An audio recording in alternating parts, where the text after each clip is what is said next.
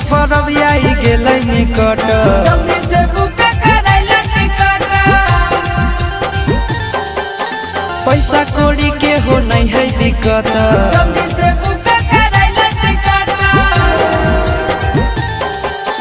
ओने से किनक कलश पे जोड़े नदिया राजा फल लई हा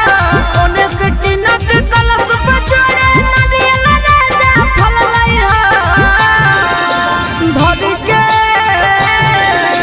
धरी के रेल राजधानी बलम यादवानी के दिन चल आई हा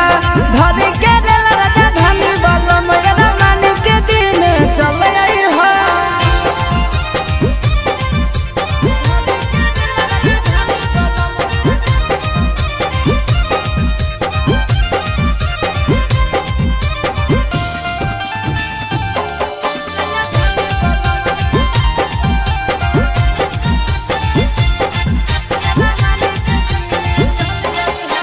पहले पहिल करबै छठ शुरुआत दौड़ा लेके माथे जइहा तू घाटा